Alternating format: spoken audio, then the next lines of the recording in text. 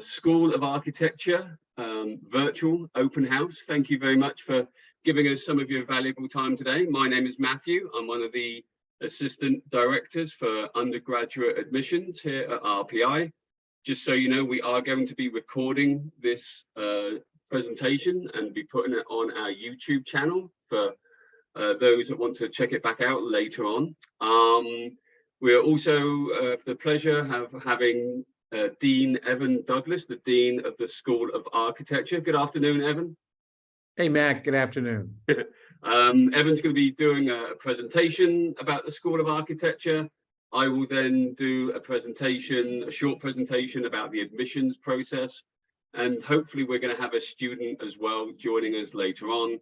And we'll do some Q&A as well. I know a lot of you were sending in some questions as you registered for this event. We will see what gets covered in the conversation today, and then I'll probably follow back up with an email to everybody with answers to the questions that aren't covered, because we had about 25 to 30 different questions. So it's just a lot, and a lot of it will be covered today. So I think that's the way we will play this out. So without any further ado, I'm going to hand over to Evan. Hey, Matt, thank you very much. Welcome, everyone. And we're going to have a really big turnout today. In fact, they're coming in as we speak. But time is precious, so we might as well start. I want to welcome everyone. I'm told that you're coming from around the world, not just the United States, but other countries, and that's really great. I'm fully aware that you're at a really important moment in your life, trying to figure out what you want to do in terms of the university that you'll select, the profession that you'll pursue, and most importantly, the culture and community you want to be a part of. So I take my school, my responsibility as the dean very seriously. So that's why I've chosen to set aside some time on Sunday to see you guys. I can't see your faces yet, but certainly talk to you and enter into a discussion. Yeah, so let's get going. I mean, if I were to open up a conversation about architecture at Rensselaer, I would begin by saying that there's some really big issues in the world today that need to be addressed. When I was going to school many years ago for architecture, it was a different time, and I don't remember a dean talking about the kind of existential risks that were facing the entire global community. I was simply focused on, what profession did I want to go into, and architecture intuitively felt like something that I would be very excited about. I'd like to make things with my hands. I'd like to draw. I loved walking through the built environment, both indoors and outdoors, the landscaping in front of buildings, but going inside a building and being awed about the beauty of the natural light, the incredible expanse of space, the materiality of buildings. I could go on. To me, something about architecture resonated at an early age, and I chose well. But what I didn't know was that an architect is doing a lot more than about self-gratification and a creative endeavor. It's doing that, but it's also giving something back to the world. I think it's fair to say that we have a vulnerable planet, and climate change is a real thing. It's a fact. We have a depletion of energy resources, and one has to figure out not only how to maximize the current energy, but strategize how to develop new forms of renewable energy, so that buildings one day might be off the grid. Let's see here. And so it's a kind of ethical question, right? It's not only about the survival of our species, but it's also about our health and well-being. And it's extraordinary how much buildings influence the built environment, and for that matter, anything that's dealing with a carbon footprint, right? So to the extent that you're going into this profession of architecture, not only are you learning a skill set, a way of thinking and making that will provide you with a degree from a top school of architecture and university in the world, but you'll be able to go out into the world as an agent for change. And so architecture to me has always been a social and environmental project. So I mean, it's kind of beautiful that when you get an education, which is about empowering yourself as an individual, that you're able to contribute to society in the bigger picture. And to me, that's really beautiful. And so, here's an interesting image. It's intended to be a provocation. What would the new buildings of the 21st and 22nd century look like in the context of responding to these challenges, right? And so there's a big picture here. And I always share this with prospective students, but also this incoming class, that there is an opportunity to make a difference in your lifetime. And to me, that's motivation. That's an incentive, right? It means all those hours you put into school and the hard work and the efforts to make drawings and make models and read books and develop a whole series of expertise in a range of affinity groups.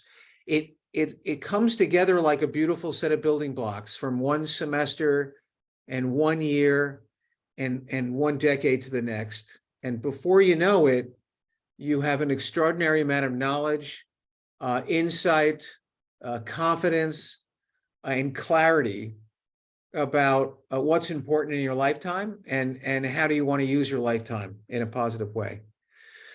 And so, this is a broad discussion. The images below are showing a range of really conceptual ideas, right? This is about the relationship between nature and the built environment. Is both natural, organic, and synthetic, indoors and outdoors. Architects are constantly working with landscape architects and a whole range of other allied fields. So there's no shortage of knowledge and information. And that's beautiful, right? There are a lot of professions, which I won't name, that are very specialized and move within a very small trajectory forward. And architecture really encompasses everything, which is really, it's quite beautiful. You don't have to be an expert in everything. You certainly don't, you don't necessarily have to be the best in your class in every one of your courses. On the contrary, it's about opening your mind, applying yourself, trying your best, in recognition that we all excel in certain things and other things are maybe a little more difficult. And the beautiful thing about architecture, it's a collective project. So you're always collaborating. There are a number of projects and courses in the school where you'll be working with another person, in fact, sometimes even larger teams.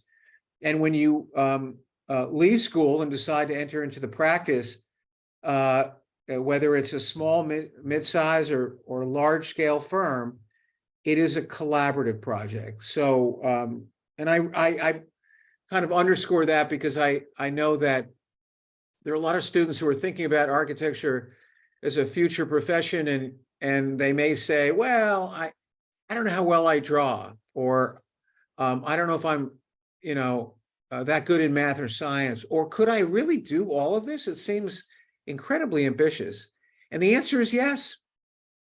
Absolutely. In fact, I've had parents of prospective students come to me after open houses, usually in person, and we have those, so you should come on campus to hear me. And they come up to me and said, you know, my son and daughter is interested in architecture, and they look at me with a big sigh and they said, I always wanted to be an architect, but I decided to do something else. And I as well say, why is that? And precisely what I said before, they mentioned that there was something they didn't think they did well, and they didn't think they would be successful as a result. So what's the lesson out of that? The lesson is we can be our worst enemies. We can often be overcritical of ourselves, and we can deny ourselves the opportunity to do something that would absolutely be the most remarkable, transformative experience you could possibly have. And that is trusting your intuition, because everyone that's in attendance tonight, even if you may be a little bit ambivalent about architecture, the reason why you're here is because something about architecture really interests you. And I would trust that intuition. And I wouldn't worry about the fact that something, a course that you've taken in high school has been very, very difficult. That's the challenge of learning, to overcome obstacles, right? We've had many students who've come to our school that didn't take a lot of art courses for a variety of reasons. They may not have been offered. They didn't realize they wanted to be an architect until later. And they got really kind of worried, panicked, concerned, will my portfolio be good enough to be able to get into RPI? And the answer is yes. You slow down. I mean, you still have a year, your final year in high school. There are a lot of things you can put together for your portfolio. And unlike many other schools that have boxes and you got to check them off, and you've got to do three-dimensional models and watercolors and charcoal and painting and sculpture, we're not like that. The takeaway, while we're talking about a portfolio, the takeaway is the portfolio provides us with evidence of how creative you are, irrespective of whether you've taken 3, 5, 10, 20 art courses. If you're creative, if you have the potential to succeed, that will show up in anything that you do. So there's some information online about our portfolio. It's pretty open, flexible, lenient. Anything that you can put into the portfolio that allows us to assess your imagination, irrespective of whether the skill sets are not as good as you would like them to be. So jewelry, painting, music, sketching, photography. Not interested in drafting skills. That's not actually a skill set that allows us to see how creative you are. If you don't know how to draft before entering into our school, that's fine. We'll teach you that. And so, yeah, I just want to alleviate any stress around the portfolio, because we don't expect it to be perfect. And then there are other prospective students who've had a lot of art courses, and maybe they've struggled a little bit in science and math and science. And once again, it's easy to say, you know, I don't know if I would excel as an architect because some of those courses are a little difficult. It's okay. If you want to be an architect and you can get into our school, I assure you, you will get the finest education that will prepare you to go out into the world, do great things. So let's see here. I am preparing future leaders. It's a kind of funny thing to say, right? You're just trying to figure out whether you want to be an architect and what school you want to go to. But I'm going to raise the bar once again, and I'm going to say that I prepare our students to become practitioners and to pass the licensing exam at some point a few years after you leave RPI, and we will help you get a job in a top tier firm. But we're preparing you to think critically. We're preparing you to have an elastic mind, to be able to respond very effectively to challenges that may have been, how should I say it, just circumstantial, unexpected, right? The world is changing at a continuous rate. Things are going to be fundamentally different 3, 5, 10 years from now. And you have to be the kind of individual who's confident, who's excited about taking on challenges and figuring creative ways to overcome them. And that's the kind of students that we teach, we prepare, and we empower. A superior education is the ultimate freedom. Think about that.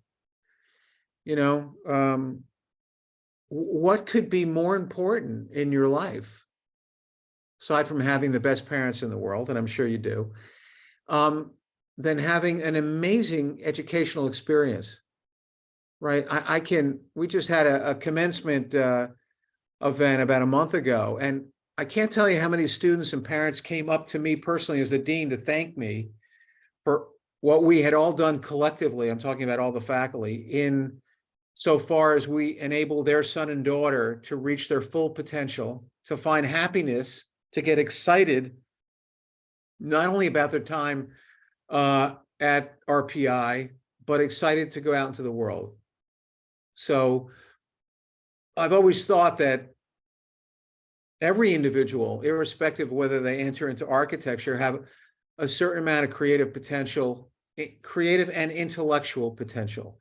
And it's our responsibility as educators to unleash that, right? To enable you to go to those places that you may have not even realized were possible, right?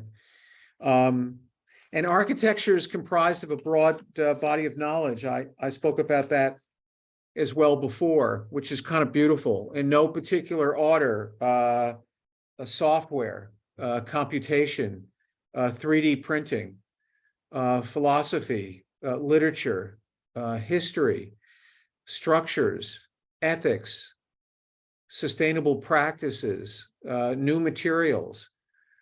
Wow, just think of that vast library of ideas and research that you have access to. And don't be intimidated, right? A great school is about designing the curriculum in such a way over a period of 5 years, not 4 years, not 3 years, 5 years, so we can break down all the questions and all the exercises so that you become familiar with that research and you begin to own it. You're comfortable with it, and you start to put it together like a kit of parts. I'm talking about knowledge, insight. You heard me talk about developing an elastic mind, right? I mean, the leaders in the world take risks. The leaders in the world ask unique questions.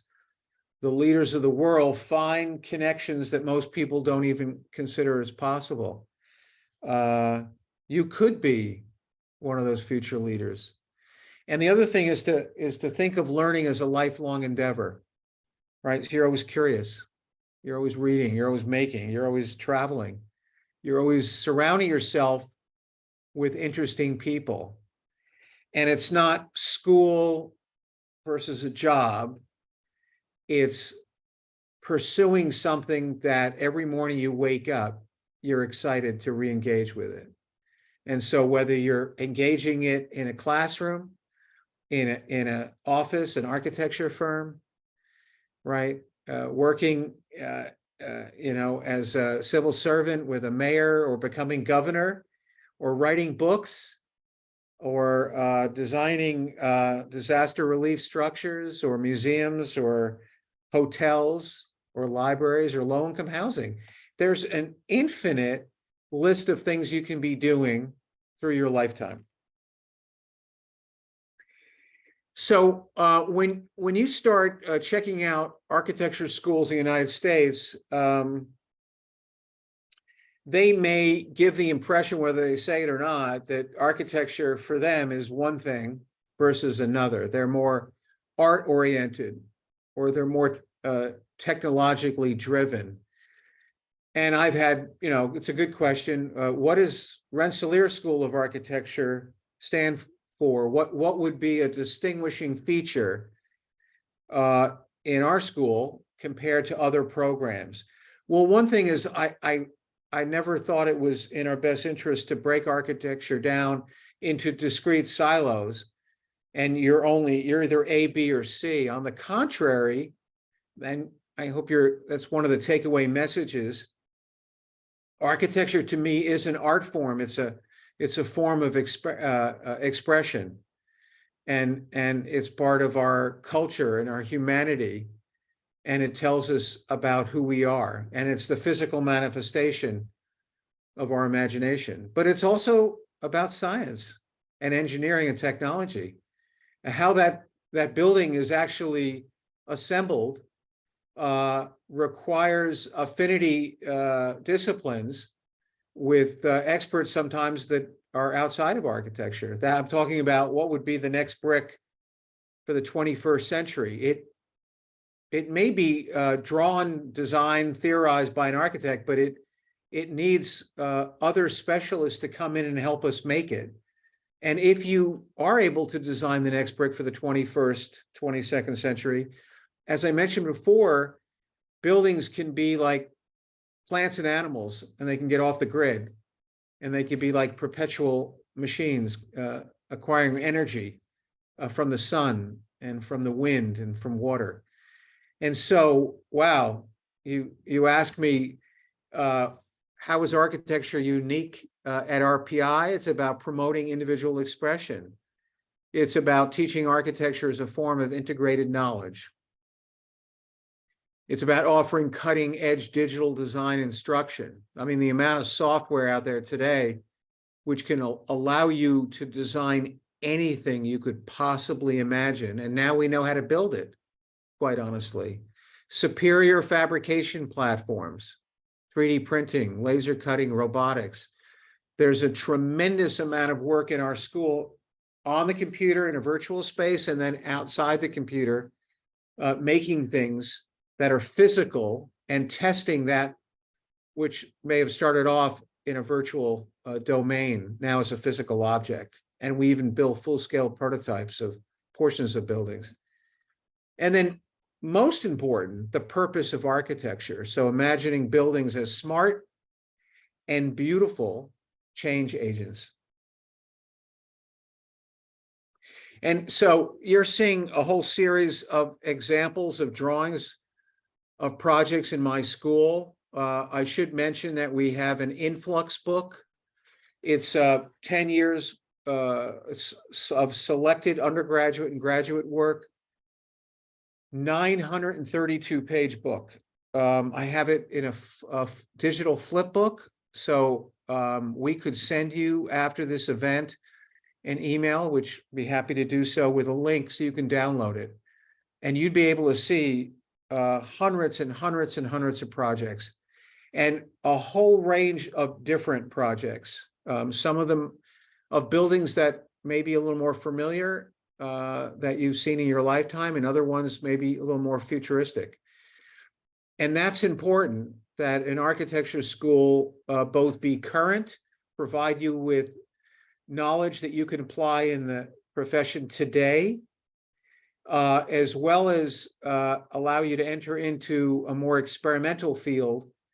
So you're thinking outside the box, and you're asserting your imagination in anticipation of coming up with ideas that might materialize in the next 5, 10, 20 years. It's not an either or proposition. We have some amazing graduate research programs that our undergraduate students can acquire access to. You can get a minor or a major in these programs. You can take a full semester in New York City at CASE, the Center for Architecture, Science, and Ecology. We also have a world-class lighting program and acoustics program. So even though you're applying to our Bachelor's of Architecture program, which is the 5-year program, where you can become a professional architect, along the way, you can acquire knowledge from 3 graduate research programs. We even have students who get a co-terminal degree, and they spend another year or two after their 5-year program to get their master's, because they want to get this area of expertise. They want to accessorize their foundation degree with something highly specialized. And in the context of CASE, which is located in New York City, in Brooklyn, as I mentioned, our students spend a full semester there in their 3rd or 4th year. They get to work alongside graduate research students. And why would you go there for a full semester or get a 2nd degree there? Because let's assume that every school of architecture is conscious of the climate change and the kind of ecological challenges that we're facing as a global community. They're teaching current technology to their students. We're all doing that. But they realize that they are unable to influence the construction industry in terms of the new brick. We all have to specify what's out there in the building market because we don't design those components or those assembly systems.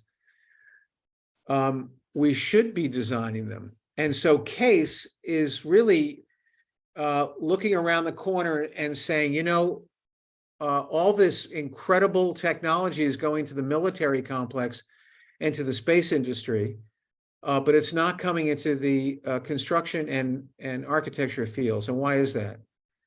I love concrete, I love glass, I love steel, I love masonry, beautiful materials. But are there composite materials that are more smart and energy efficient that if we were to put our efforts into, we might be able to put together, manufacture a kit of parts that could be far more sophisticated in terms of relating to the environment and maximizing energy? And the answer is yes. And so our undergraduate students get to work at CASE for that full semester. And that's added knowledge. And there are very few architecture schools in the United States in this space. So if you were to come to us, I assure you, you would be able to propel you forward into this more advanced area that will not only make you more attractive to future employers, but quite honestly, enable you to be a leader in the profession in the years ahead. And so there's a whole series of statements here, which I think are really interesting. Sentient buildings adapting in real time like plants and animals. I mentioned that, right? Can buildings change with the path of the sun? This is a solar tracking facade on the lower right that you're looking at. And when the sun moves, all these little glazed conical units move with the sun, absorb the energy, move it towards a chip, and it essentially powers this building. That was designed at CASE. Or this is an eco-ceramic brick on the left, right? Could masonry buildings, again, in the 21st century, be far more advanced so that based on the brick, you can modify the temperature inside and outside of a building? And the answer is yes. And of course, the last 2 statements here, designing a sustainable planet and RPI graduates in the forefront of the profession. Absolutely. Imagine getting that kind of knowledge. And this is really important. I don't think there's another architecture school in the United States that has as many study abroad opportunities as we do. Our students can go to Italy, India, China, Latin America, and we're also looking into Japan. The China program is undergoing a change right now, but since COVID has more or less, it's in our back seat now, we're moving forward. I have an amazing Latin America program in Argentina and Chile. Our students have been going to every year, Italy every year, and we're going to launch that India program once again. So 75% of our students going into fifth year have decided that a study abroad experience is a priority to them during their academic studies. It's not mandatory. That means 3 out of 4 students decide on their own, this is what I want to do. And they spend a full semester with one of our faculty members. Anywhere between 12 and 18 students go with a faculty member to the host country, and they get to collaborate with students from an architecture school over there. And then they get to take trips to see contemporary and historic buildings. It has been absolutely life-changing. I can't tell you. I mean, when I was a young man, although I spent a year in London, most of my classmates never had a study abroad experience. And I know coming back, and that was London, I can't imagine what it would have been if I'd gone to Asia and India and Latin America. But you come back with a worldview. You come back with a greater appreciation of all these cultural and ethnic backgrounds, different schools of thought, etiquettes. It's extraordinary. You develop friendships in these countries and maybe lifelong friends, and who knows, maybe a partner in a firm. So I'm very proud of this program, and it certainly distinguishes us from other schools throughout the United States. And most important, it's preparing you to become a global citizen. Architects no longer just get commissions an hour from where they live. They get commissions throughout the United States, and they can have a practice to acquire commissions abroad. And so we're setting a stage for you to be successful on so many levels. Community engagement is very important to us. You heard me speak earlier about architecture as a social project. I think it's really important that we recognize that a beautiful building that is thoughtful and takes into account the community of people that live in these buildings or travel or work in them, it changes their life. So it's not just about science and technology, it's about humanity. It's about being conscious of how powerful and impactful great buildings can be. So we have a whole series of initiatives, and this is a small list. But we have a design-build partnership with Habitat for Humanity. We're currently working on a small residential building for a marginalized community in South Troy. And we're trying to get the price point down so we can build it, and we're pretty confident about that. That means that a very poor community will have an opportunity to reside within a beautiful home, designed by our students, no less. How cool is that? The Capital Region Initiative is something I started when I came here a number of years ago, in recognition that there are a number of cultural institutions throughout New York State, and that establishing a partnership with them and allowing our students to design, come up with ideas about how to expand their campus of buildings would be beneficial for both of us. And so here at RPI, rather than have all of our classes grounded in theoretical projects, we actually have real projects that we're contributing to.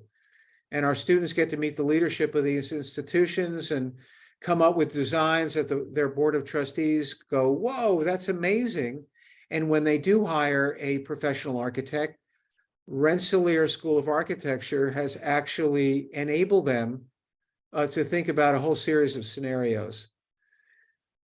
In addition to our study abroad program, we have an opportunity where we offer all expenses paid internships in the city of Chicago to work with their planning department.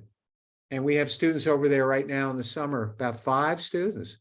So they live in Chicago and they work with the community, certainly under the guidance of the planning department. And they learn about urban design. They learn about all the complex issues and considerations that one has to take into account when you're dealing with a big city. It's a wonderful complement to the School of Architecture in Troy.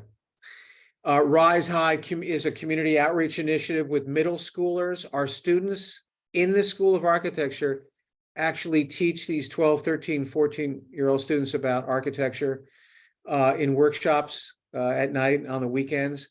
So it's giving something back to the community. And who knows, the lights may go on and all of a sudden this young boy or girl is thinking, oh, I want to be an architect. And it was because of something that you provided them in terms of insight. We also go to different parts of the world. We're interested in recycling and even upcycling, taking natural materials and reconsidering them in terms of a building product. We've done research in Ghana, Africa with coconut husks. After the coconut is used, the husk is just discarded. And I have faculty and students who figured out you can make a building component out of it. So I think that's really exciting. We deal with low tech and high tech. And then, final comment here, using architecture as a productive tool for social change, right? Making a difference in one's life. I thought you get a kick out of this photograph. We had a sponsor who came to us who was manufacturing plastic bottles that could interlock with each other in the X and Y axes. And so this entire structure was more or less built entirely out of bottles. And his proposal, although this is in the formative stage, was that if you could impress upon the companies, soda pop companies, Coke and Pepsi, that maybe if they redesign their bottles, their cans, so that after the liquid, the product had been used up, that rather than send this to a recycling plant, maybe there's an alternative use strategy in the context of the built environment. So again, the sponsor here wanted to use these bottles to produce disaster relief structures. And it's kind of cool that they have a, excuse me, there's a life cycle, right? We never think about that. If you produce something, what happens when you're finished with it? Does it have another use? Does it contribute to the world? And his proposal here is, it could be. If you thought from the start, maybe it was designed differently. I mentioned about Ghana, Africa, the coconut husks. This is a festival where we installed our research in the form of a kind of pavilion, and those are structurally sound square components that can be assembled again in the XY axes. They could close up, make a building out of it. They're rigid and they're structurally sound, and it's natural material. School highlights. We have a new visionary college president. I have to update this slide. Dr. Marty Schmidt is the 19th president of RPI. So we will have two visionary presidents in a row.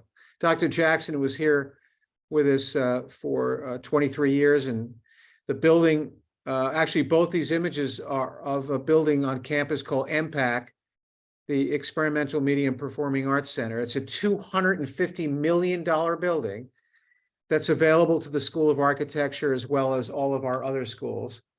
And the image on the left is a concert hall, and we have a theater, and my lecture series is inside this building, but we also do research in other rooms as well. And this is $1 million frame, suspended frame, which is held up by a winch system that's computerized. So you can essentially install a 360 panoramic screen in this room, and you can create virtual environments of architectural buildings and cities that you've designed. I don't know of another architecture school that has this kind of technological platform. And our new president, Dr. Marty Schmidt, who was the former provost at MIT, is building upon this legacy and taking us to the next level.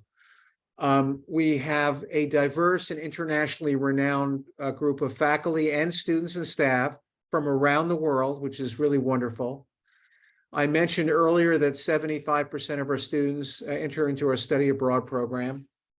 And this is so cool. 60% of our students are female, right? So we want the School of Architecture to look like the world at large. And if you come to our school, it will, right? They're smart, they're bright, they're curious. They came from different backgrounds, and they're interested in participating within a community where they can learn. I mentioned about the 360-degree panoramic screen. This is an image of something called the Crave Lab. It's off campus, built using the same technology. It's a rectilinear room rather than a round room, but when you're in the space, the corners dematerialize, so you really feel like you're in that rendering or that video. It's better than VR. And all of our students have access to this. In the context of, school highlights, you're going to see rankings. Actually, rankings, you should know, are a bit of a popularity contest. The bigger schools that have more alum are able to vote. And so if you're a bigger school, there's a kind of bias that they add more votes into the process.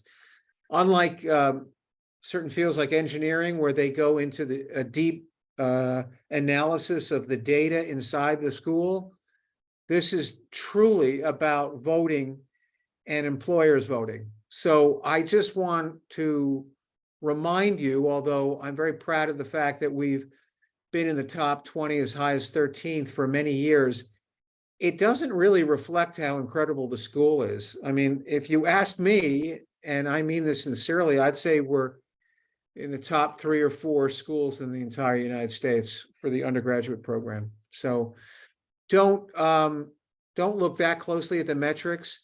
The most important thing is to listen to the dean, listen to the students of the school. This is a remote live stream, but it would be terrific to have you guys come on campus. There's a lot that you would hear and see that's not included in this presentation. I have been recognized as one of the top 25 architectural educators in the US, I believe 5 times over the last 8 years. I'm very proud of that. And it's a group project. We have an initiative called the Bedford Chair, where we bring in a world-class structural engineer so that civil engineering students and architecture students can work together and then travel for free anywhere in the world to see structures up close, like bridges and athletic stadiums. We have a grant for $5,000 if you apply between your 4th and 5th year, called the Browns Traveling Fellowship. You come up with a wonderful idea. I want to study Baroque architecture in Germany and Italy, and if it's compelling enough and you're selected, you've got money to go off on your own, independent of the study abroad program. And the students are thrilled with that opportunity. And last but not least, the Crave Lab, which is the image on the lower right, that immersive environment. Here's the concert hall on the left. It has a 65-foot wide IMAX screen. And I think this is my last slide. I would just, in the context of saying, hey, where have your alum gone? They've gone on to become leaders in the profession. So the 2 most prestigious awards you can win in architecture in the US, given by the American Institute of Architects, is a National Firm Award and an AIA Gold Medal Award to one architect. And they only give these awards, 1 award out every year. My alum have won a number of these, as you can see. The Influx book I mentioned, we can get you a digital, a link to a digital flip book, and you can have it within a matter of days. And I think you'll be very, very impressed. We have, honestly, 100% job placement. Does it happen overnight? No, but we have an incredible network, and we take it very seriously. Not only getting you a job, but helping you meet top employers around the world. We recognize that education continues beyond campus, and we want you to be working at the top firms. And then we have an amazing an alumni network. So I will take this away and open up the camera. Went a little longer than we thought, but we may have Owen here. Matt, is Owen in the house? Yeah, I haven't seen Owen join us. So what I think I'll do is I'll do the admissions presentation, which is just a quick kind of 5-minute overview of how to apply to RPI and architecture. And that will give hopefully him a chance to log in. And then after that, we'll field some questions via the chat box. You can use the chat feature to get some little bit more in-depth information. But okay. I'll just share my screen. And oops, sorry about that for a second. Bear with me. Yeah, I can't see the icon because it's hidden beneath the hovering menu. But yeah, so again, my name is Matthew. I work in undergraduate admissions, and I'm very proud to be the liaison with the School of Architecture and work very closely with Evan. And I read applications from thousands of students each year. So let's take a moment to go over that kind of process, the portfolio review, and talk a little bit about financial aid as well. There's 3 different types of application that you can send in to us. We accept the common application, we have the coalition application, and our own online candidate's choice application. If your high school has Naviance, it's like a career assistance program. So if your high school has Naviance, then I would recommend using the common app. It just helps with how your transcript and documents will be sent from your high school to us. But as a reader of applications, I don't mind which of those 3 applications that you submit. You can see there are different times to apply. You can see how they kind of step through the fall and into the winter. We have 2 early decision applications, and which are binding, which is where you can only apply to 1 school, and if you get accepted, then you're going to attend that school. It's a binding decision. And then we have early action in December 1st, and then regular decision in January 15th. Both of those are non-binding. So obviously we'd love for you to come to RPI, but that one will leave you with the opportunity to choose between the colleges that you've been accepted to, on which one that you will ultimately decide to attend. The notifications for acceptance, they will go out about 1.5 to 2 months after those deadlines come and go, just so you know. We look at everything. If it's important to you to send in to us, then we are going to review that. First of all, my main responsibility is to check that you're going to be academically successful here at RPI. I'm going to be looking at your transcript to see your grades, your curriculum, your choices that you've made with the classes that you've taken, the sequencing from year to year. I want to make sure that you're doing well in high school and then predict your academic potential here at Rensselaer in the future. So I'm looking for 3 years of science. We're looking for biology specifically, chemistry specifically, and a lab-based physics. That lab component is very important to us. As Dean Douglas mentioned, you're going to be fabricating models, working in our different facilities, the workshop, the ceramic studio, working with the 3D printers. So getting that hands-on experience is very important to us. So we need a lab-based physics. We're looking for 4 years of mathematics as well, all the way through pre-calculus. Though we definitely recommend you taking calculus. About 3/4 of our students take calculus, and it makes them a better student and more prepared for our rigorous curriculum as well here at Rensselaer. The majority of our students are kind of A- type grades, so kind of that low mid-90s GPA, maybe like a 3.7 to a 4.0 on that scale. but obviously very successful, high-performing students, but also in a challenging curriculum. We're looking for AP classes, we're looking for college-level classes or international baccalaureate classes. If you haven't had the opportunity, maybe your school doesn't offer those, which happens from time to time, then maybe within your school, maybe honors classes, accelerated type or advanced classes. We're looking for a challenging curriculum. We want you to extend yourself and testing yourself in high school. We are SAT or ACT optional for the fall of 2024. Any students joining us here today, if you are a sophomore and would be applying in the fall for the fall of 2025, we will make the announcement about our test optional policy in the spring of 2024.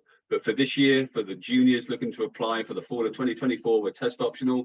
And middle 50% is around a 1300 to a 1500 on the SAT, or around a 29 to a 34 on the ACT. And then after looking at your academic ability right now and trying to predict that potential for the future, I'm then going to look at your resume, the recommendation letters, the essays, etc. So the resume is very important as well. We actually grade resumes. The stronger your resume, the more likely you are to be accepted.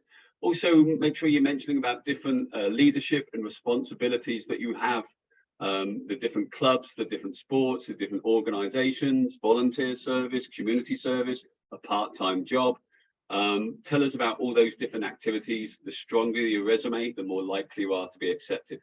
We just need one letter of recommendation, but we'd prefer it to come from a math or a science teacher, those science classes that I mentioned earlier.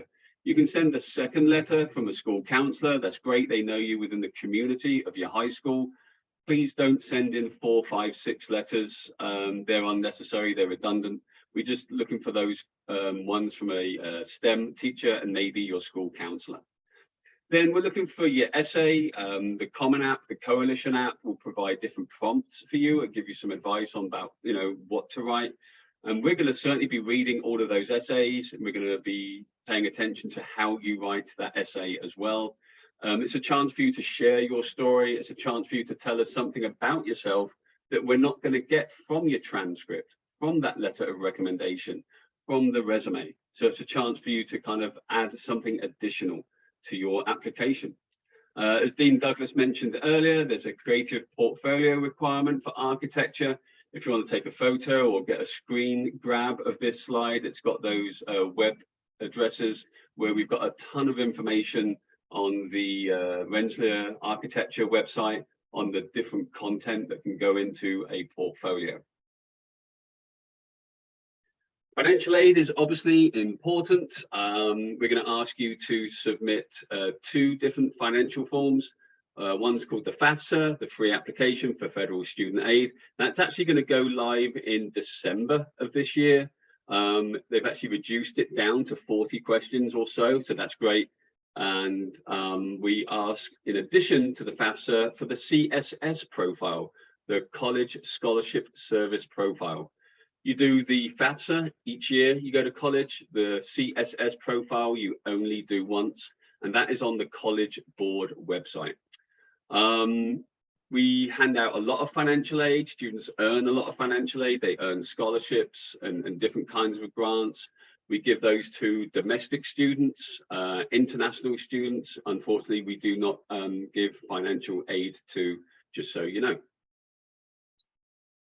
And finally, the return on investment. As students are going out and getting wonderful jobs, affording them great salaries that enable them to pay back maybe the loans that they have to take out. We have one of the lowest default rates on loans, which I think is really important. I think it's kind of healthy maybe to take out maybe one loan, because then you've got some skin in the game. You're taking on some ownership and responsibility for your education. You can see some other nice pieces of feedback that we've had here for our financial aid packages that we give out, and ultimately the return on your investment of a Rensselaer education. Hey, Matt. Uh-huh. I'm coming back. Can I ask you a few questions just for clarification? Yeah, absolutely. Go ahead. Although we would love that they have an A or A minus GPA, certainly a student who has a B plus and is able to excel in other areas could still be accepted into the school and excel as well. Yeah, absolutely. That's a great point to make. You know, look, most of our students have that kind of A minus type profile. We certainly have students that get accepted each year with a B plus, maybe a B, but maybe that GPA is getting a little bit stronger each year, and you're doing well in those STEM classes that are very important to us. And then you put that alongside a great creative portfolio, you know, showing off your imagination, you know, that kind of artistic style. Those students can definitely get accepted as well. And calculus and the SAT are both optional. Correct. Yes, we definitely recommend calculus, but pre-calc is our minimum. And yes, we are test optional for this coming year, the fall of 2024, for the SAT and the ACT. The sophomores that are joining us today that would be applying for the fall of 2025, we will make that announcement in the spring of next year. Okay. And then the next item is the letter of recommendation, although engineering and science, which are the two largest schools at RPI, one would fully understand why the letter might come from a science teacher. Those that are applying to architecture, it might be an art teacher. It might be a humanities teacher, someone who knows them well and can it serve as a testimonial to their brilliance and potential. Absolutely. That could put the way we like that first letter to be from a STEM teacher, but then that second letter, right? That could come from your art teacher, your graphic design teacher. That would be a great addition as well. Absolutely. Okay. All right. So fantastic. Thank you, Matt, for all of that information. I'm sure they've got, now they know how to apply. They know what the expectations are and they understand the culture of the school. I'm available to answer any questions that someone might have. You could either type it in the chat room, or I suppose they could turn their camera on and even ask me as well, right, Matt? Yeah, if they're comfortable asking a question out loud, that's fine. Or you can use the chat box. Like I mentioned earlier, I'll be following up on the 20 or 30 questions that were emailed in as part of the registration process. So what we don't cover today, I'm going to be sending that email out next week sometime as well. But yeah, feel free to unmute and ask a question or to drop a question into the chat box. The dean is all yours. Was there something that I did not bring up in my presentation, or I did, but you want clarification? Happy to answer that. And I know one of the questions from a student was like asking about like the day-to-day, like the course load, the assignments. Maybe you can expand on that a little bit, Evan. Yeah, well, I rather than go into like a high degree of specificity of all the courses you'll take and when you take them, I suppose I want to underscore that the transition, we're fully aware that the transition from high school to college is both exciting and exhilarating and at times even daunting. And you're trying to figure out, like, you know, can I do this and can I be successful? And when will I be able to acquire the kind of confidence so I won't be worrying anymore, right? And it's a process. And so I can't stress enough of the fact that we have a community. All of our freshman students coming in are assigned an upperclassman, male or female student. So you have a support system from the moment you walk on campus. That's really important. You have a faculty advisor and a student mentor. And this means that there's someone more or less available 24/7 if you're looking to interpret a lecture that one of your instructors gave you, or a specific exercise, or you wanted to get your head around what you might do in your second and third year. When do you have to declare for the study abroad program? There's a whole series of questions you might have. You've got a friend, someone who really has a genuine interest in providing support for you, right? Time management is a big issue. You've got to get sleep, you got to eat well, you got to exercise. It's a long race. So we don't want our students staying up too late, even though we have these incredible studios where the students are working together and they're learning from each other after the teachers are gone. It's really, really important that you structure your weekly and semester schedules so that you're healthy and you're happy, all right, and you have the energy to be able to do all this kind of work. And as I mentioned throughout my presentation, the courses that you learn in first year get added to the courses you take in second year, and they're all coming together like a beautiful puzzle. And before you know it, you're thinking on a variety of levels simultaneously. Hunter asks about a co-op program. Do you want to talk a little bit about the co-ops and the internships and how that works with the School of Architecture? Yeah, we have a massive network in terms of internships and full-time employment. We have a job fair every spring where this year we actually had it's a 3-day event. We had 2 days of the leadership of firms in the Northeast part of the United States coming on campus. And in our largest kind of public space, students would walk in with their portfolios at various ages, years, and it could even be first year after being at the school for a semester and a half. They still introduced themselves and said, I'm looking for an internship. And in many cases, they exchanged information, email. There were online interviews, and they were offered an internship over the summer during the winter recess, or even after they've graduated. So that's an amazing network. There is an opportunity in certain cases where a student could take a semester off and work the entire semester is dedicated to a co-op plus the summer. So they would have 7 consecutive months of working in an office. But most of our students right now will be using the Arch internship in the summer, which is a 3-month period of time. And we're very proud of the placement that has taken place there. How many works may we submit for the portfolio? I believe there's a link online, obviously, that I think it's a minimum of 10. It's not, this is really, really important. Lots of schools provide very strict and specific guidelines and requirements, and there's no room for flexibility. That's not the way we run that portfolio, because we're fully aware, as I mentioned before, that some of the students have had a ton of art courses.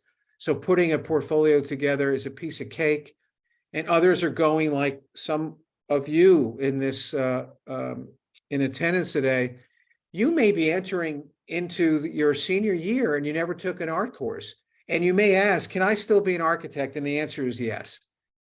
And so you have to figure out with your course schedule in your in your fall semester, can I take some more art courses? And if you can't, then you may be able to take the art courses in the town, village, city that you live in. There's a solution to everything. Don't let these become obstacles. Don't, again, you want to be an architect, you will be an architect. And again, lots of flexibility with the portfolio. It's about your creative imagination, photography, drawing of any sort, pen and ink, painting, watercolor, charcoal, jewelry, weaving.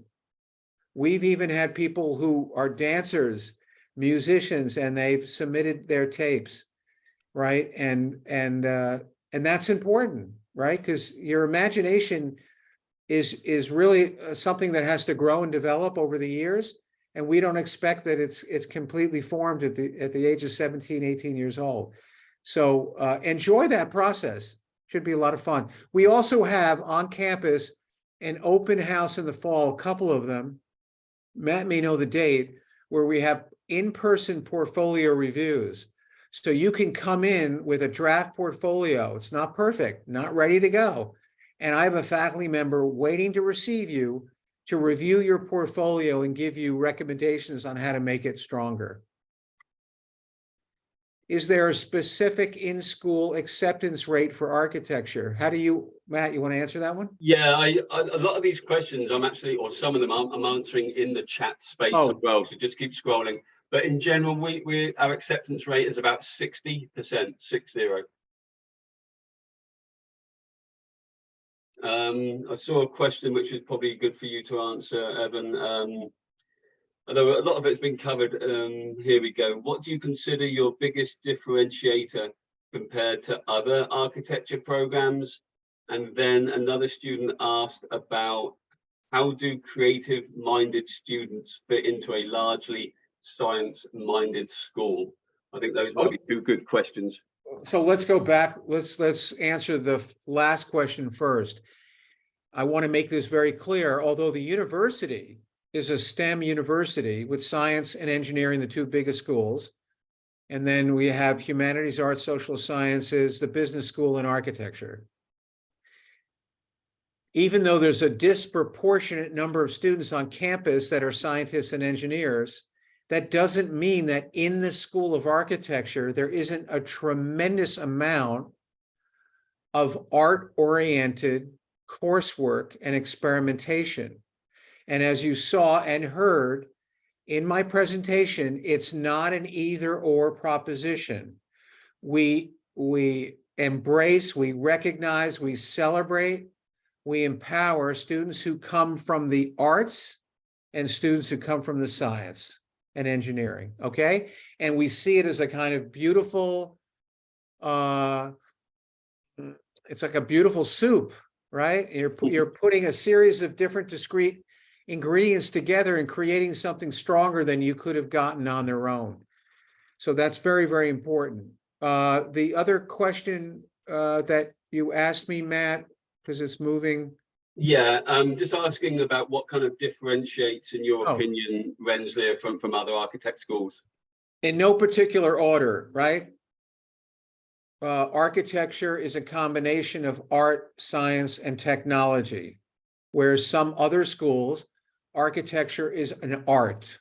Architecture is a technological project. It is a combinatory, integrated project here at Rensselaer. You should be happy about that, because that will put you in a much stronger position when you go out into the professional world, right? Another distinguishing feature is CASE, the Center for Architecture, Science, and Ecology in New York City, which is that graduate research program that I told you about, which is working on next generation building components and building systems. All schools of architecture are dealing with sustainability, but very few schools of architecture have a graduate research program that's looking at the future.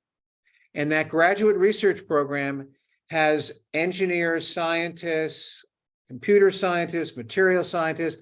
So the architects are working with different disciplines in order to create something, right, that is more sophisticated than if architects had stayed by themselves and figured out a brick, literally made out of masonry and clay, okay? So this will move you ahead of the curve. You'll be in a much stronger position to get really, really wonderful internship opportunities from top firms in the United States and abroad, and full-time employment offers because of that.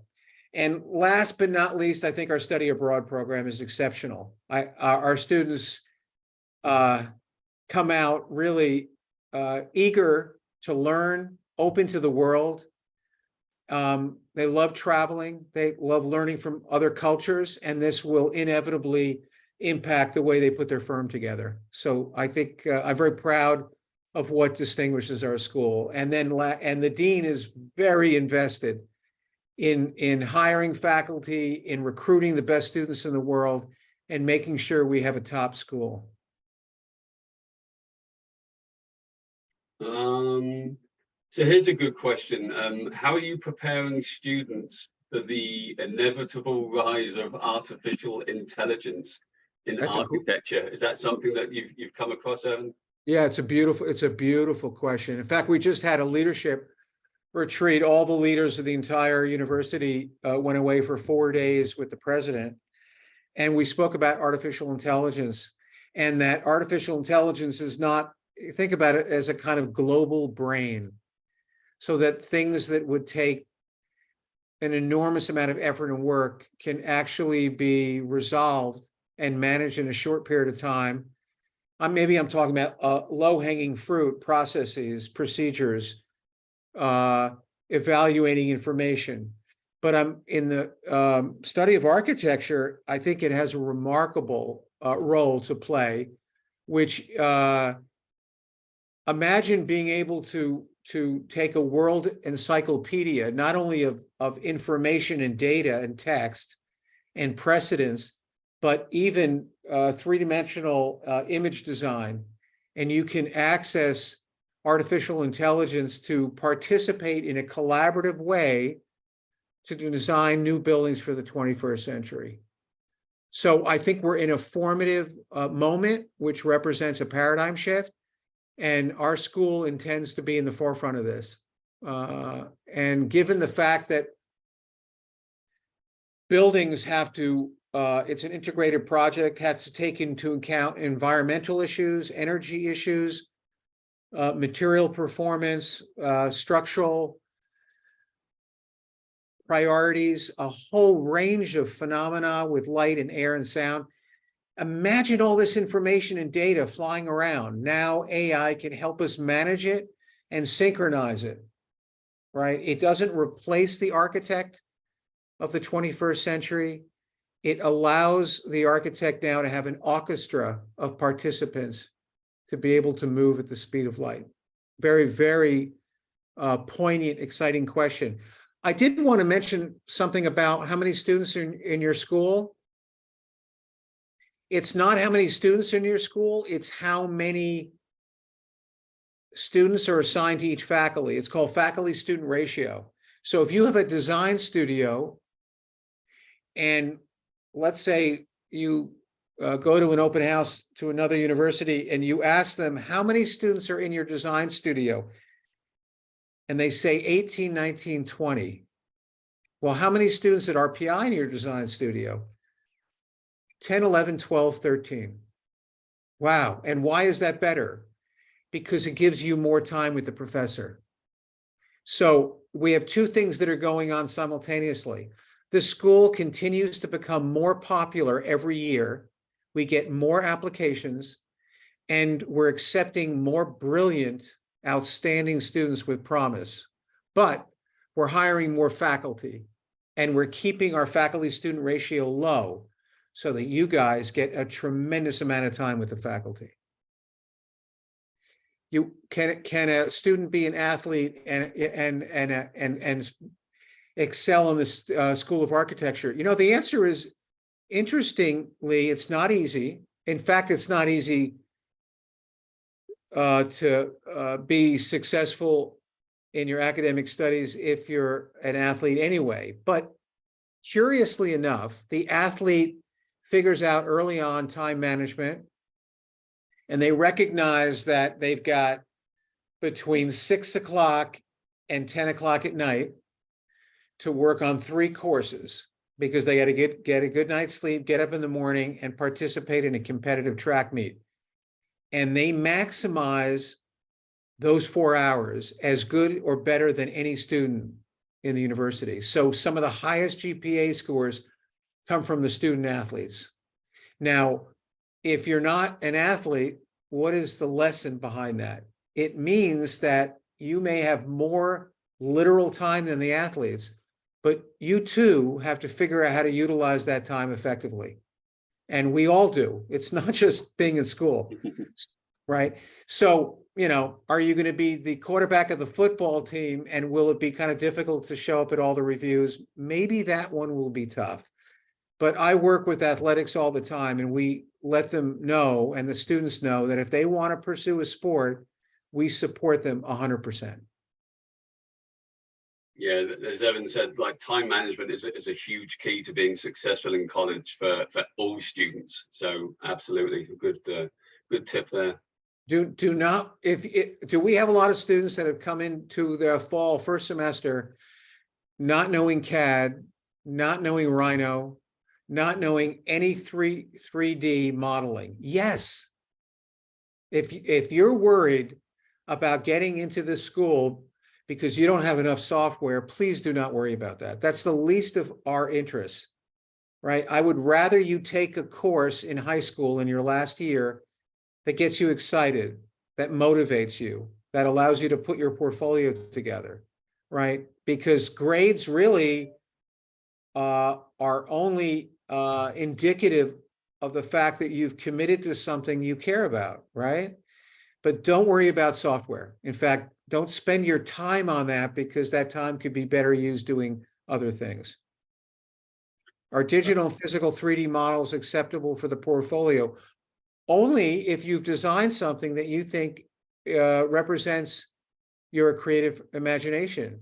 If you build a garage in a 3D modeling software and it's very generic, that's not going to help us at all figure out why you're so special, right? So I'm not going to, certainly not going to penalize. If you happen to be good on the computer, 3D, fantastic, but use it to design something that is unique, is fun, is a test, is a challenge, right? I hope you understand what the larger mission of the portfolio is. Okay, so make sure everybody's just like scrolling through the chat because I've been answering questions and Evan has been answering them like live as well, which is great. I've saved the chat as well, and I'm going to follow up with everybody that attended with some of the other questions that are just a little bit deeper, and just I'll send out an email later on this week to follow up with those. But I want to thank everybody for coming today. It's a beautiful day outside here in upstate New York.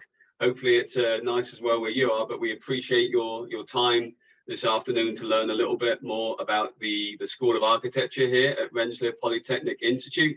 Thank you so much, Dean Douglas, for joining us today, giving your insight. It's a pleasure to work with you and to be the liaison. Your passion and your experience and knowledge really comes through.